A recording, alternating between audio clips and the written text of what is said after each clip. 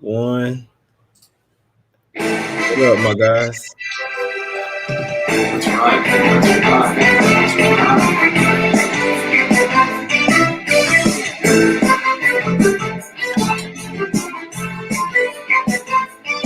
Lots of people file the door, as I always say. It is Second Saturday. It would not be a Second Saturday without a glorious glass of wine. Cheers.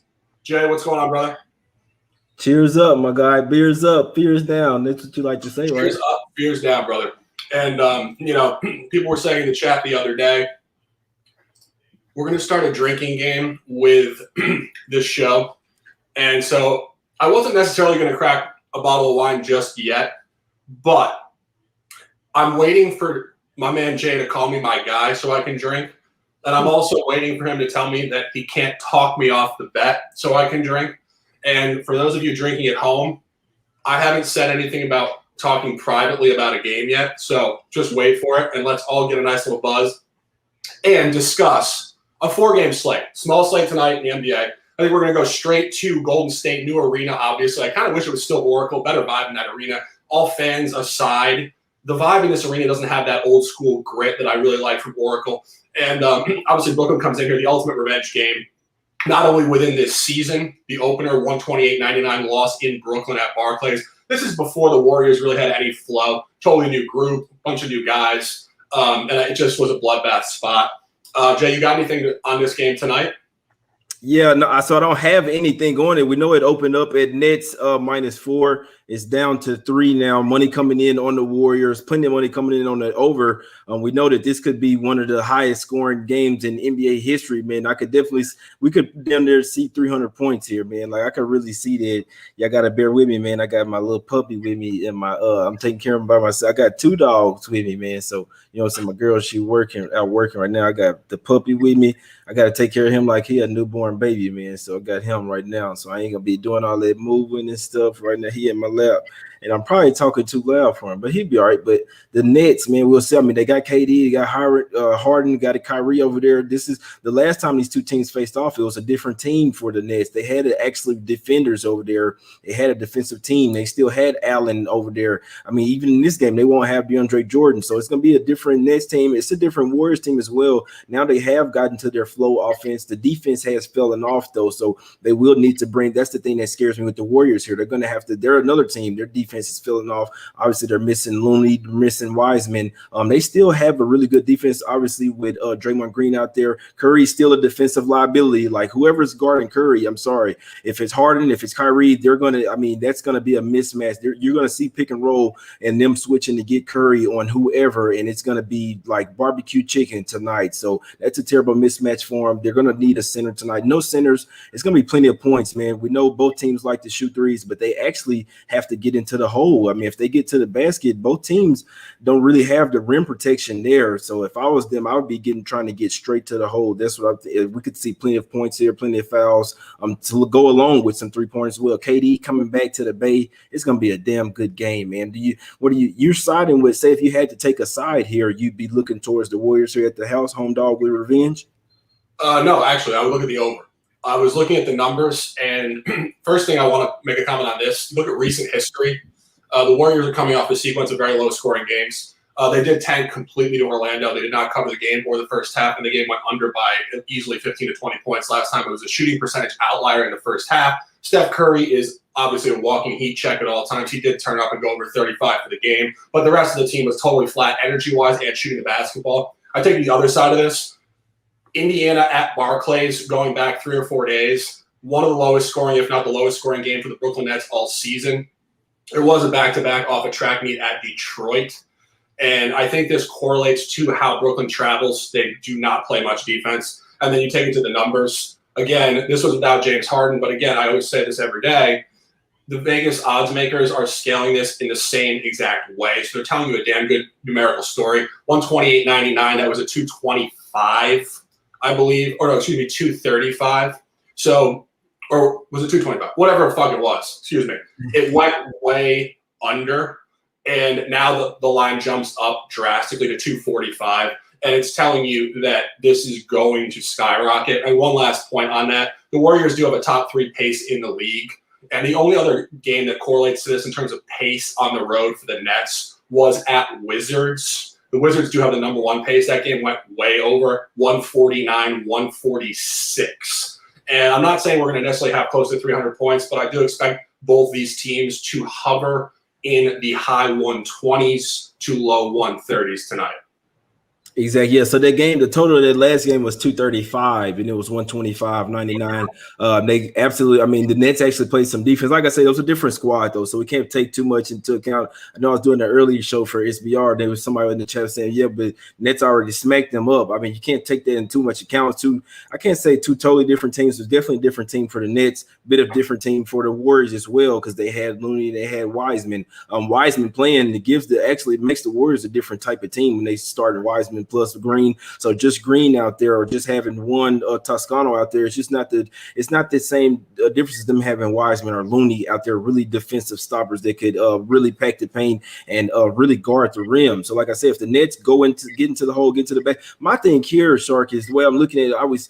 So KD coming back to the Bay, we know that he's always going to want to show up some for the Warriors, which the Warriors want to show that he always going to want to show him up, show that he should have stayed with them. But we know that the Nets are just they're a different beast with the three-headed monster here. I don't think neither team would be lacking on defense, but one offense that is a lot more potent, I must say. The Nets offense with KD, Kyrie, and Harden, man, once they get cooking, they are scary, I must say. So, I mean, the thing with the Warriors is right now their offense is mainly Curry. It's mainly Curry. Like Curry would literally, and it's definitely possible, but he would have to go off for 40 to 50, in my opinion, to keep the Warriors in the game. I think like Kelly Oubre, they're going to need him to step up huge in this game. He can't have a bad offensive output. They're going to need the defense from him, and they're going to need him to bring around 20 points. They're going to need a good game from Wiggins. They're going to need those type of guys to come to play and have it just like a big three for the Warriors. And if not, if it's just a big one and they can focus in on Curry, it can be a long night for him. Like I said, I didn't have some. Let's drink. I couldn't talk you off that over, my guy. Let's go. I like that over. It's a boatload of points, but it's over or nothing for me, man. It's definitely over or nothing. But yeah, I wanted to take the Nets here. I wanted to sprinkle on the Nets here with them getting KD back here. It'd be interesting to see how he looks after a little couple of games off or whatever. But with that three-headed monster, and they just noted they coming off that huge win. I know they only won by 10 versus the Pacers, but that was really like, as we know, they were up by 30. They could have a little letdown for that, but we know they're coming to play here versus the Warriors. So just one other point, slightly outside of the box, but if you go back to how the Warriors played at Dallas in the first game, you really saw how they want to run this offense without Wiseman. It's just perpetual, intelligent ball movement. And they executed it perfectly. They scored 140 points in the game. And ultimately, you made the comment Steph might have to go off for 40 or 50 points. Let me bring you back to the late Kobe Bryant, my dude, for real. Kobe used to go off for 40 to 50 points when he had a similarly lackluster roster. Exactly. When these guys are walking heat checks, that's not a big ask. They're going to shoot their percentage. And, when you look at the Nets don't really have perimeter defenders to chase Curry around the edge. He's going to be open all game. And the only way he doesn't drop 40 plus is if he just has one of those nights where, for whatever reason, he's just not seeing the ball. And that's it. That's literally the only way he doesn't go for close to 40 tonight, period. Yeah, the problem for the Nets are their couple of defenders are on their bench. So they're not their starters. They need for offense, much better offense. Their bench is good kind of defensively, like they're scrappy. Lewu Cabarro, they got Landry Shamet, who's actually a good defender. Bruce Brown as well. They're actually good defenders, but the offense is just so trash. It's like when they're out there, the plus minus minutes is just like it's really like a lose-lose. Like we're gonna get some defense and scrappiness, but the offense is not gonna be there. I'm surprised this puppy is letting me do the show, man. He's just chilling. He did fart for a little while. He had me smelling a little funky over here, but he had farted for a second, but he cool though, man. He just sitting here chilling. I think Jasper is a percolating basketball savant. He is just sitting back, soaking up the knowledge right now. Yeah, hey, he was watching college basketball with me earlier too, man. So he was chilling out, just watching college basketball with me. He cool. He's a cool cat, man. I wouldn't if he wasn't kind of sleeping right now, I'd hold him up. But we're just gonna let him chill right now. We're gonna let him chill. Bro. The comment section, D Chowder, I see you right there. Draymond did tweet he was getting drunk last night, and I think this is one of those tweets that you can't necessarily take at face value. He could have been completely trolling the internet. Number one, Number two, he could have been dead serious because we know he was kind of the beef factory with KD. They were the ones that really clashed in the final season there. And I don't know. I don't really know if this is a complete joke troll or he's dead serious. And that is a double down effect for more lack of defense. You're a little hungover. You're going to still shoot and, play an open style of ball. You're just not going to be locking down defensively. Defense is the fitness. Offense is more just, regurgitating something you've done a million times as a pro basketball player. Well, Draymond Green is only, I ain't going to say he's only out there, but he's mainly out there for defense. Only pick and roll screening for offense. They're not looking for him to score at all. Maybe a couple of free layups to the rim, maybe a couple lobs or foul calls if he makes his free throws, but he's out there for only defense. So if his defense is lacking, that definitely won't bode well because he's going to be their heart and soul on the defense. He's going to be their heart and soul on the defense. Come on, man. It's all right. Yeah, absolutely. That being said, the line at -4 for me is just going to be razor sharp. I would say zoom out and try to take the name off the jersey and really look at just the averages, as if you didn't even follow the NBA and you just knew how to look at numbers. They did like 7.5 at home. It's 4 here. I would say it should move 3. It has moved 3, and that is not noteworthy at all. And I think it's just going to hover an ATS spot. Again, anything can happen in a one-off. The Dubs could blow them out by 20. The Nets could win by 20. But, again, run this model across 100 games with the same players in the same environment. It's very sharp on that average at 4. Exactly. Yeah, like you say, down to that 3.5, man. It's gonna be interesting to see. I'm definitely gonna be watching that game, man. See how KD. I see people in the chat saying something about his props around about 28.5. We do know he's coming off that he hadn't played for a couple games, so just be interested to see how he comes out. Obviously, if he had some games under his belt, I'd definitely be taking some on that prop because he's definitely gonna be motivated. Even with coming off that, KD is a walking bucket. If he get hot, he could be one of the better. One of the best players in this league, man. So, but another game you want to holler at, my guy? Which other one you want to look at? Let's go to the Rockets and Knicks game, bro. Yeah. I think my top play here is going to be Houston -1. And, last night I made a bunch of comments about my Knicks. And, sometimes figuring out your own squad is the hardest thing because people have bias on their own squad.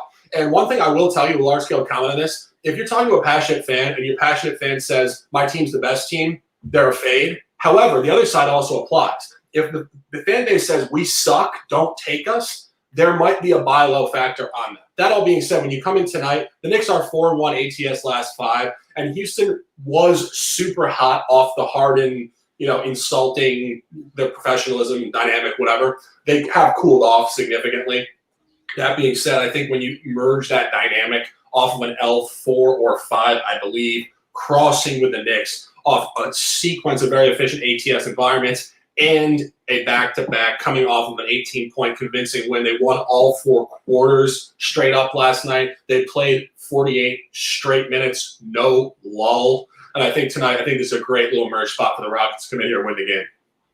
Yep, and they missing Mitchell Robinson as well. Just a little icing on the cake there. We know that the Knicks haven't been necessarily. I mean, they've been winning this year. They got Derrick Rose over there, so be interested to see if they can keep it going. Just to break it down real quick. Hey, I like the Rockets in this spot. They match up well with them. Still be interested to see what's up with PJ Tucker. He is questionable here. We know he's like the Iron Man of the NBA. He has like some crazy streak of like 259 games straight starts or whatever playing. So he did go down with a thigh strain lately. Last game, because I know with Christian Wood out, we need Cousins and we need PJ Tucker to fill in there for the center roles for the Rockets, but not even that. So Oladipo's out as well, so we don't have that John Wall and Oladipo.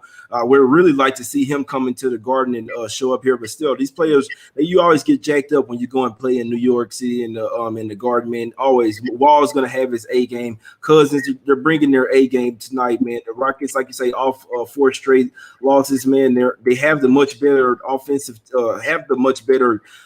here. They just got to bring the defense, man. And the defense has been stout for the Rockets of late, even with their guys moving in and out. They've been playing some good games. Just had even versus the Heat, them good first half at the house. The Heat just outlasted them. Heat were just a better team. The Heat are really starting to turn the corner right now, so I give them some credit. But the Rockets have been playing competitive in these games, man. Even in the Pelicans game, where it was one quarter really where they just let them get away. The first half, they were fighting. They were missing some players that game who were fighting. So I like the way the Rockets are fighting, man. They're catching the Knicks here in a little sleepy spot. I'm definitely riding the Rockets with you, my guy. Look, we talked about that when privately. Look, you're my guy. I'm riding with him. The Rockets, my guy. We talked about that privately, and I can talk you off of it. All of it. All of it. I swear, we just made Broadway look pathetic with that incredible pre-directed moment. What a shot that was. Anyway, going back to that point, when people say, no Oladipo, no PJ Tucker, no Wood, you have to ask yourself a question. Is Vegas giving you free money again here? They're just basically saying, okay, this team sucks and they're favored, so here you go, take the Knicks. There's no free handout in sports betting, period. And this line is telling you a story. It's a buy low. You get the second layer of players. This happens all the time. These guys get an opportunity. They play their best game. And the converse, the other team lets down emotionally without premier players coming into their stadium. And, really when you look at the last point on this, the Knicks have not played particularly well on the back end of back-to-backs. I think they're 0-3 against the spread last 3. All unders, I believe. They just really fall off the cliff in the fourth quarter. And another point, there's a lot of damn points today. I like it. When the Thunder came into Madison Square Garden, the Thunder, who are similarly graded to a weakened Houston roster, they were laying 1 point. The Knicks came out and blew the doors off them in the first quarter, and then they let down the rest of the game, and the Thunder won the game by double digits. I think it all connects. I think Houston wins the game. Hey, let's cash it. I got the Rockets at the pick, my guy. Before we talked about this, you told me you like the Rockets. It made me like it even more. I know that it's the sharp side. I know that it's going to be an unpopular pick. Seeing how the Rockets hadn't played well lately, seeing how the Knicks just took care of business for everyone and their grandma yesterday. It's a nice little back-to-back spot. It's a nice, more rested team, the more hungry team here coming in, motivated. They're 8-2 ATS last 10 meetings in New York. The Rockets are, like I say, teams juice up, man. When it's time to go to Madison Square Garden, it's time to get a win. They're facing 5-0 straight loss here. You're in the in the Western Conference over there. You can't be piling up losses, man. If you're trying to make the playoffs, you got a new coach over there. I always say when there's a brand new coach with a team, they do not want those losing streaks to pile up, man, because people are going to start asking questions like, oh, this may not be the guy for the job, man. They're avoiding 5 straight losses. The numbers are there. The narratives are there. Rockets at a pick, -1, +1. Like I said, it's still pick pretty much widely available, but the fact that it was -1 or got bumped up, like you said, it's not going to be easy. We still don't even know that PJ Tucker's out for sure. He's just questionable, and I just wanted to mention that because could possibly, we know how Randall likes to get into the whole bully ball, but still, the Rockets got ballers. They got Nwaba. It's going to be small ball on small ball because, like I say, Noel will have to come in and be the starting center most likely for the Knicks, unless they want to bump Randall to the 5, but he's not really a starting center. But they're missing their center as well. Their first game without their Mitchell Robinson. So it's gonna be interesting to see. They could really affect them as well. The Rockets are used to playing without Oladipo, without Wood. Maybe not Tucker, but like I say, it'll be interesting to see. The injuries don't always matter, man. Rockets, they're the team that's coming in more motivated for sure. You like to take the more motivated team here lately, bro. So I know that's what we're doing. Let's cast the Rockets, my guy. I think somebody wanted to talk about the Pacers-Hawks game. Probably unfortunately, the least interesting game on this board. But I'm not going to insult my man Trae Young. I see you, my boy. And truthfully, the Pacers come in here in a very interesting spot. They've been very lackluster last 10. They're coming off of a very impressive cover at Detroit. I never thought I would say a very impressive cover at Detroit. But given the fact the public was so heavily on Detroit last game, and we had the Pacers correctly, even on a short number, it was impressive to cover with authority. And the trifecta almost did hit. Of course, they did let down in the second quarter briefly. This game for me is incredibly difficult to cap because you also get the Hawks coming in here off the lackluster stretch. And I make the comment on a regular basis, the worst type of games to bet is when you have both teams in a similar position. If both teams are too hot, they both should come down. If both teams are too cold, they both should come up. I mean, you see this number 1.5. Again, this is telling you this is going to be a super tight game. You're asking to purely gamble down the stretch when you look at this game. Exactly. A true toss-up, man. The Pacers are the better team. They hadn't necessarily been playing well. They only won 2 of their last 8 games. The Hawks, the thing that has to, if we talk about motivation in theory, the Hawks come in. So the Pacers do come off that win versus the Pistons, a much needed win. Now you have the Hawks here that come off a game where they just got their teeth kicked in. Damn, bro, you just popped open another one, man. But I got the lemon lime. I want to be like Mike. Come on, baby. This guy here, man. Pass me somebody. I got to come over there with you. We got to do one of these shows live, bro. One of these. Come on.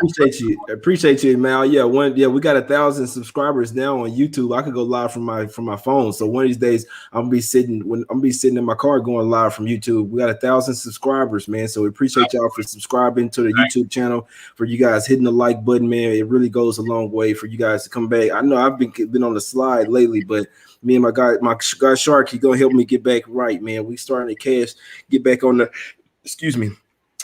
right side of these games, man. So this one real quick, the Hawks here, they're off 2 straight losses. Played a really good game versus the Mavs, lost that game by 1. It just got curb stomped last night versus the Spurs here. They was down 83-49 at one point in that game. They got to show some balls here in theory. Hawks, they got a lot of inner turmoil. That's why they're not necessarily a bet on team right now, man. Collins, he's probably finna get traded. He's been going back and forth with Trae Young, so I mean, this is gonna be a tough game. They showed some fight there in the fourth quarter to come back and make it look like a better game, but still, man. One thing I do like to do is when the teams had a little home stand, and then they, you know what I'm saying, when they're finna go back out on the road, I like for them to usually take care of business in that last home game before going on the road. It is something I like to do, but I'm not on the Hawks here with all the turmoil, with all the talk, with the inner locker room exchanges, man. They're just not. They're out of sorts right now, man. But I want to say, if I was to be taken, I wanted to look towards the Hawks here in a bounce back spot, a gut check type, and they're finna go out on the road for a while, so they want to win this one before they get on the house. I did it last time versus the Raptors, but I stayed off this one, my brother. Yeah. No, and again, I think there's great points to either side of this game. One thing I would say about Atlanta, their cold stretch is a little bit deceiving. They have played a lot of very, very good teams recently. Mm-hmm. So you can't just say, oh, they're ice cold, they suck. They've played a lot of the contenders, so it's not really representative of their long-term average. And one other point, last year, they were absolutely terrible on the second leg of back-to-backs. Like, there were some games, I remember Trae Young threw a chair at the coach. Oh, yeah, I remember that shit. Yeah, they were down like 30 points to the Bulls at home or something in the first half. Like, they were awful on the second leg of back-to-backs and third and four back-to-back scenarios. They've turned it up this year. I think, obviously when you're horrible at something, you make it a point to change that specifically, and I think they have changed that. And I think we made the comment last night about a few teams. Certain teams like the Pistons play worse on the front end of back-to-backs, and it's all psychological. In their mind, they're like, okay, we got to run 2 straight nights. Which game are we going to choose to run here? And I think you see the same thing with Atlanta a little bit. They tanked the previous game to the Spurs, and I think they're going to come in here tonight and they will give a better effort. That all being said, do they cover against a scrappy, undervalued Pacers team? That becomes your coin flip. It's just the opponent. If they were playing any other opponent, I'd probably take Atlanta tonight. I just don't like fading Indy here in this scenario. Exactly. Yeah, we know that the Pacers going to get back on the right side as well. Or they're going to get back going as well, man. They did versus the Pistons because the Pacers are a better team than what they've been showing. We know they lost Warren for a while. They had lost 4 straight games for getting back on the getting back on the winning streak or whatever. versus the Pistons there. Now they, you know what I'm saying, this is the last game of their little 3-game road trip before they come back to the house for one game. It's just if like I say, I was close to taking the Hawks here. It's just they look so bad last night. They are missing Rondo again. I think like Tony Snell off the bench, who he doesn't really matter. They're missing Bogdanovich. The Hawks were supposed to be, if you remember, bro, earlier this season, the Hawks were supposed to be one of the better teams over there in the East. I mean, they made some really good roster moves, got solidified their backup point guard, solidified their defense. They got some young guys like Hunter over there, Huerter. They had got Bogdanovich from the Kings over there, who was almost went to the Bucks. I bet you the Bucks wish they had Bogdanovich right now, man. Oh boy, the Bucks wish that trade went through. But yeah, he went down with an injury there, so we didn't really gotten to see the potential from the Hawks. Be interesting. It's a real gut check for them tonight. Let's see. Reddish going to be out. I know. Yeah, Snell and Reddish. I knew it was a couple of injuries, but they still the Hawks are one of the deeper teams in the league. This is all about a gut check after getting their ass handed to them against this Pacers squad. They match up well against each other. Just about if you want to, like you say, third game for nice, but all at the house. They play some tough teams. A little bit less of a tough team here, my brother. Yeah. So look, real quick, Shark. Before the Hawks beat them last time, they beat them. The Pacers had beat them 7 straight times, so they had owned the Hawks before the Hawks beat them one time last. Just wanted to mention that. Yeah. 1 point for Indiana here. I think it's important. You always try to look at have they played an opponent that's similar to this matchup. There's not a lot really. The only one I could give you is at Charlotte. Going back, it was a back-to-back. They played Charlotte twice.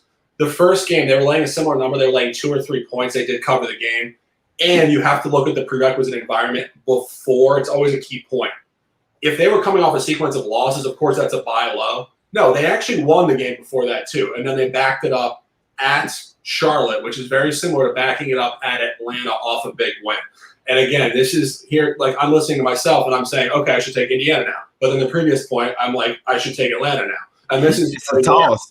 This is where it becomes such a toss. And of course, the overthinking, you made the comment, overthinking. It's just the human element to life. We overthink. It's just knowing when it's just a no play. Exactly. Let me see. Somebody in the chat saying Pacers on the road 3rd and 4. I don't think so. Let me see. It is 3rd and 4 on the road for the Pacers. Nice, good. Oh, it is 30. It's not the really bad one. The bad one is not the back-to-back. Yeah. Yeah, you want the back-to-back spot, but it is the 3rd and 4 on the road with all travel for the Pacers. In theory, so with all travel, all games on the road, and it's the last game of the road trip before you head back to the house. One game versus the Bulls there, and I might add they did win it because I was on the Pacers that game versus the Hornets. They covered that one. And then the next game, which they almost let them come back and cover. The next game, the Hornets come back and smack them up and get get their revenge rather easily versus the Pacers. Are just so up and down, man. I really like Sabonis. He's a player that goes hard every time. I like Brogdon as well. It's just the rest of the team, man. They just really are so streaky, man. Brogdon and Sabonis brings it every night. The rest of the team in their bench, you just never, the Holiday brothers, you never really know what you're gonna get from them. McConnell, he's really been struggling lately. Act like he doesn't even want to shoot, man. So it's his team. Oh man, I don't know. I don't know what to say about them, man. If the Hawks here come out and it's up with Trae Young and Collins, if they want to end their beef and come to play, I think they can get it done. It's just if they want to. An interesting point when you look at like this scenario, it's a 3rd and 4. It's not the 3rd and 4 that we target. The 3rd and 4 that we target is the single game, 1 day off, and then a back-to-back. That is where you are ultra fatigued. And when you have the previous back-to-back, you almost have to just say, okay, that's over and done with. This is a new environment. So you could actually look at this if you're being more tunnel vision. They're actually off of a win and a day off. And now they get a game, right? This is really not your 3rd and 4 as it really needs to be categorized. And another point on that, they played so poorly at Brooklyn, you can't even necessarily say that they overexerted themselves in any way. So I don't think it necessarily applies to this fatigue idea here tonight. I don't know, bro. I would, man. I was watching that Brooklyn game, and they exerted a lot of energy trying to come back and get their momentum. Yeah. Remember. That's why I took the Pacers. That's why I took them early, because they came back and wanted to get their, like, they, instead of taking their players out, which I thought that they would. They were down by like 30 some points, almost 35 versus the Nets. No, they left them in. They say, no, we're finna make this game respectable. We're finna play our guys their minutes, and we finna make this game and fight back and bounce back. That's exactly what they did. The next game it carried over, so they did play a bunch of minutes. But like you say, they had a day off. They are traveling from the top all the way to the bottom down there here to the to Atlanta. So like I say, thing here is Atlanta. This game is on Atlanta. It's either they're going to bounce back or they're going to continue to be shitty. That's really what I'm putting on, because if the Hawks come out and have the mentality like they're supposed to come out and smack the Pacers and exert that like be pissed off from what happened yesterday to them, and put that same energy into this game in theory. But like I say, it's always what I always tell guys, man, you can make a second half bet like the Nuggets game I was thinking about yesterday. I'm glad I didn't say you was right, spot on the full game, but I was spot on for the second half though. The Nuggets came out terrible. I was thinking about you the whole first half. I said I'm taking Nuggets second half, man, minus 11. They was down 13, and they end up come back and win the game just like it should. OKC ran out of gas just like they were supposed to. So you don't always have to make a bet pre-game. You could possibly even get something at a better price with a lot of these pick'em games with the Hawks. I mean, if you like either team, you could possibly get them at a plus 120, plus 130 price in game. The NBA is a game of runs, man. Each team might go up by 5 or 6, and then you get some value there on the other side, my guys. Maybe plus 3, plus 4 as well, bro. But you want to talk about any other game? Are you good or what? What's up, bro? Yeah, I think we should go to the other game. I think, obviously we made the comment off the record privately, so let's drink.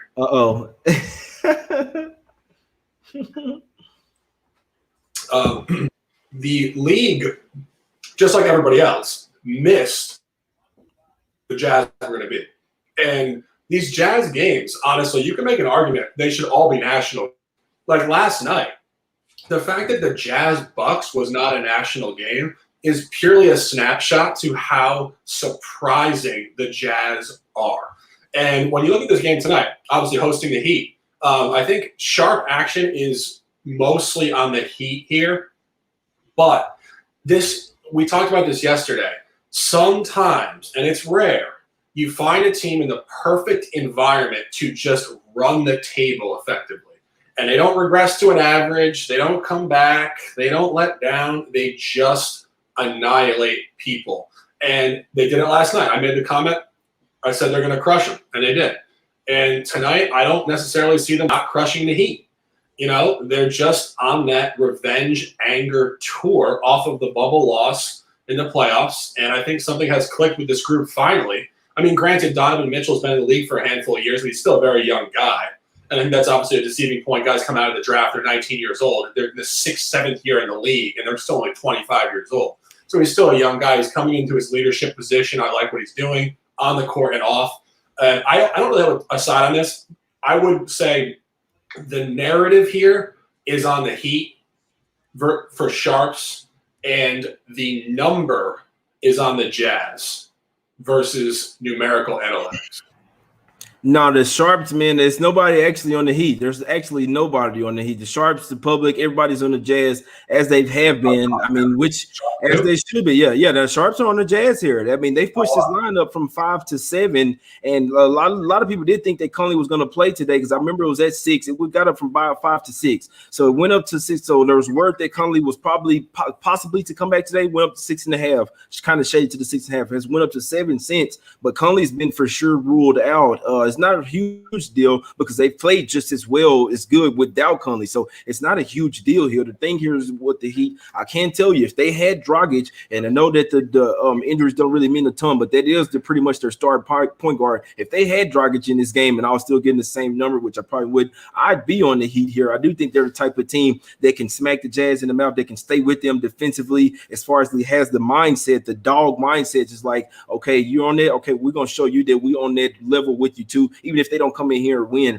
I could see a scenario where the Heat, Bam Adebayo and Jimmy Butler get together and do their tandem thing, get into the hole, come in there, like I say, have that dog mentality, they have the three-point shooters around them to go tip and tap with the Jazz. They're damn near the same type of team with the Jazz. Have a really good center. They have a really good small forward / guard, and they surround them with three-point guards. I mean, and Conley is almost like the same type of player as Dragic, except for a lot better defensively. These are almost them. I mean, you look at the coaching, Spoelstra versus Snyder. This is a really good coaching matchup. It's a damn near even type matchup. It really hurts that the Heat they're missing Dragic, but you look at it. Don't look now. The Heat are 4-0 straight up in ATS, or no, 3-4 ATS. They dropped it one versus the Knicks. So, but that was just a quick revenge spot versus the Knicks. They got the Derrick Rose. It was versus Washington, the Knicks, and Rockets, but still, man, they're starting to play a whole lot better. I'm not betting against the Jazz, man. It's really tough for me to take the Heat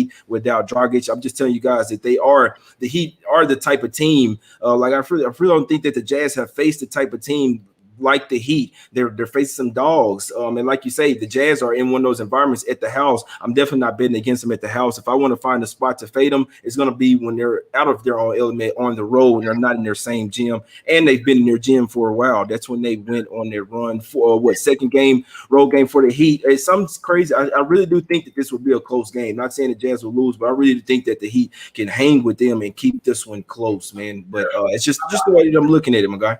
I went through the Jazz schedule before we came on this broadcast, and I was looking for back-to-backs, and I was seeing if they had letdowns. They don't.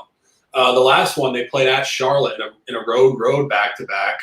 I think people faded them. They won 138, 119. I mean, first of all, they blew them out. I mean, it did get close in the fourth quarter. They opened back up. But they won by 19. They scored 138 points.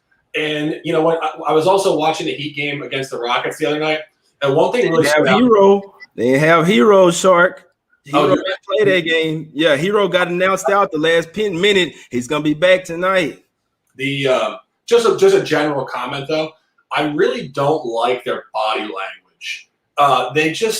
Even Jimmy Butler, he looks like he's just jogging around. Even when he gets his points, it's very lackadaisical. And I was reading the comments, somebody said it's a half season. It's actually not a half season. It's 72 games, not 82. So do some math. That's not 41 games, just for the record. But there are 2 split seasons, which is a key point. And Jay and I were saying off the record privately, we're going to see a lot of movement, I think, after the All-Star break. And I think you're going to see teams like the Heat get their act together emotionally more than anything and really bring the focus after the All-Star break. So I think that doesn't necessarily connect with a continued bye here. And also, if you really look at who they beat the last 4, it's not anything close to the Utah Jazz. It's the Knicks twice, it's the Rockets, and I believe the Wizards. I mean, this is not really like your representative 4-0 sample here. Gotcha. No, I can't say representative. The Rockets came to fucking play there in that first half. The Heat didn't have Tyler Hero. He was announced out the last second, but we talk about the Rockets, how we like them. They showed an inspired effort the first half versus the Heat. The Heat weathered that storm, say no Rockets. We know that you're tired of losing, but we've turned a corner here and we're going to pull away and cover this game in the fourth quarter, even without Hero. And like I say, I know a lot of injuries, but Hero is one of the players that they really need. He's one of those, the three-pointers that the Hero can stack up, and he can is really streaky shooter. If he gets hot, he can go for 20 to 25 any night. One of the better younger guards in this league. I think they missed him. They get him back tonight. The Heat still showed me something getting back down to the Rockets, and it's just something I like because the Rockets showed plenty of fight. They showed that they're tired of losing, and the Heat showed that they're turning the corner, that they're getting back to that championship-esque type team after. I mean, we talk about law averages. They started out the season 7-14. So when I look at them getting 4-0, I'm not necessarily looking at the teams that they're playing. I'm looking at them getting right, playing their style of basketball. Jimmy Butler, Bam Adebayo getting whatever they want, kicking it, driving into the hole, kicking it out to the three-point shooters. One thing about Jimmy Butler, when he knows his team needs a bucket, he can drive to the hole and either get that easy layup or he's getting fouled. He just has that knack for getting fouled, getting to the bucket. So be interesting. It's not even, I hadn't mentioned Jazz letdown spot not one time, and it's not how I'm looking at this game. It's if the Heat have turned the corner and get back to that championship type of team. They have some fucking dogs over there. Have a really good coaching staff. They know how to get themselves up and get themselves motivated. the Jazz being on the back-to-back, it's just let on all of this energetic games. It's just a cherry on top here. Like I say, I guess I'm talking myself into the heat here. I don't have a rule, but it's just betting against the Jazz right now is really not smart. It's just matchup wise, the Heat. I really do think that they're turning the corner. This is the game, in my opinion, that'll really show me how much of a corner have they turned, because there are still a championship team. It was not a fluke them getting to the finals there in the bubble. Jimmy Butler fits perfectly well in that Heat game. But anything else you want to say before we get out of here, my guy? That's anything else on that game, bro? Because I really think it's a damn good game, bro. Up to 7 now. Oh my God. Well, and I think an interesting point, which doesn't necessarily apply to anything other than our conversations. We lost a bet with the Jazz at the Thunder, and we were all over the idea that the Jazz were about to go on a run, and they went into Oklahoma City and completely laid an egg. This is going back to like the first 4 or 5 games of the year, and it's just ironic to me that we were on the idea, and then they kind of fucked us a little bit, and then we got off of it. We went off it, and then they went on the most historic run in Jazz history. That they did do, bro. They took my money a few times. They did. I'll point it out though once again, Shark, and it's something I've really noticed, and it's starting to piss me off, man. Because if these guys are watching film, they have to see this. It's Clarkson.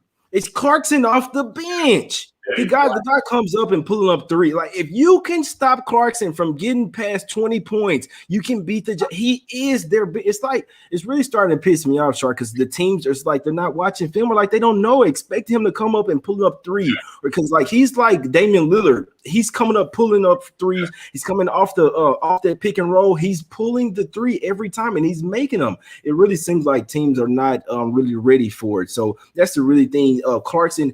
I'm not saying that their bench, because Niang has really been playing. They got Oni, they got Derek Favors, but the Jazz bench is stoppable. It's just you have to stop Clarkson. You have to stay with Clarkson, and you can contain them. Nobody has been able to do it, though, and it's because I've been watching them there every one of these Jazz games. I want to see what has them looking like the damn 90s Bulls out here. Obviously, they're starting 5. It's their defense. It's their 3-point shooting. And Clarkson coming off the bench, man, has been absolutely huge. And Clarkson is my guy. He is my guy. But teams are not. They're sleeping on him, and that's why he's been able to be the front runner for the 6th man of the year. Heavy lean to the Heat plus the 7 for me. Heavy lean. This is a game where I do see it being close and down to the wire. Jazz could keep that streak going. You're asking them to win by 8 now on the back-to-back against a very tough Heat team that are coming to play. They're coming to play, guys. I don't give a damn what y'all think. They're coming to play, man. But all right. But I'm on Rockets. I'm locked in on the Rockets. It's cause I'm tired of this shit, man. Man, look, they're coming to play.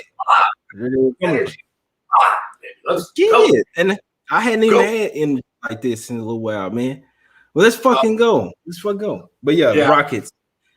I got Rockets play of the day. I'm probably going to sprinkle a little on the over Dubs side. And as a comment, if I had to, I would take the Jazz here at 6, maybe not 7. Probably a no play, though. I don't think I'm going to go there. I just think that 6, just historically in the NBA, any matchup is like your ultimate hover zone. And that's going back. When I first started capping the NBA, it's going back 10, 12 years. I remember me and a couple of my good friends would always say, oh, that's 6. I hate that 6. The 6 is always right around it, it feels like. And I hate that 5.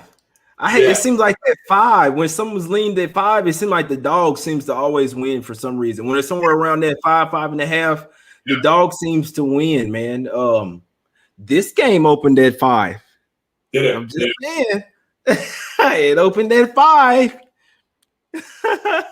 Nah, you know the Sharps, they all over Jazz, man. They keep it high. It'd be interesting to see if they keep it doing, if what the Heat have been doing, if it's just smoke and mirrors, if they just did it against lesser opponents, or are they really back? Are they really starting to turn the corner? Do they have we're going to see the Heat tonight, in my opinion. We're going to see if they turn their corner. Just even if they can stay within 10 here, that'll really show me something for the Heat. And it'll show me a buy on sign, in my opinion. And another thing, if the Rockets here, if they get it done over the Knicks here, there's going to be a turning point, in my opinion, for the Rockets. We saw it the last couple of games, even though they lost. I think that the Rockets will get it done here with the full game here, especially catching the Knicks on the back-to-back. You know what I'm saying? Coming back to the house. Rockets going to play better on the road, more focused, inspired spot. Let's catch the Rockets pick, my guy. I'm with it on you. Yes. And I might have to sprinkle on the Heat plus the 7, bro. I might have to sprinkle something on that. I got a rule right now where I don't want to bet against the Jazz, but I think this is a spot where they don't cash ATS. They'll probably win, short. But the Heat are some dogs, man. They are some dogs. They got some shooters. I love those young guys. I love Duncan. I love Hero. I mean, these are young guys, and they're pros. They're just absolute pros. That all being said, I think we're going to wrap it up. But I just want to make a loose comment. You know, it's a beautiful Saturday night. I'm in Florida. It's warm. The rest of the country is frigid cold. Enjoy it, because when it's warm, enjoy the cold. And we got a hell of a slate here, really. We have Nets Warriors on a national game, Heat Jazz on ticket. And, of course, as a Knicks fan, I get to watch the Knicks hopefully lose to the Rockets. So, hell of a night Saturday. Cheers up, fears down, baby. Hey, we have a Knicks fan that's saying he's going against his squad. I always love that. Rockets for me. That's all I have my money on. If I do take the Heat, I won't be encouraging anybody to do it. If anything, I could take a live play. I will tell you this: if you like the Jazz, I would say maybe look at them live. I do think that the Heat will come out here to start this game with some confidence. So let's just say, if you like the Jazz, maybe take them live spot. I think the Heat gonna come out here for the very least to start this game and show that they're a problem as well, man. They're gonna show you something. So Jazz, not full game wise, I mean, hey, maybe look at them live or something. I'll definitely look at this game live. But the key in my eyes, the way I'm looking, the Heat are the one of those type of teams, dog type of teams with some shooters that can stay right there. Jazz hadn't faced the type of team like the Heat. This ain't the Bucks with no sorry ass Giannis out there that can't shoot, my guys. We got a real deal team right here that's coached well. A team, my guys. Jazz winning by 30. Hey, it can happen. Anything can happen, my guy. We know the public gonna ride with them every single time. No, they are, but we finna get out of here, man. Rockets, let's catch it, brother. Rockets off of L4. Damn near the motivation spot, almost must win, man. Let's fucking cash it, my guy. Rockets. I gotta do it. 5, 4, 3, 2, 1. We're taking off like a rocket today, my guy. Let's cash.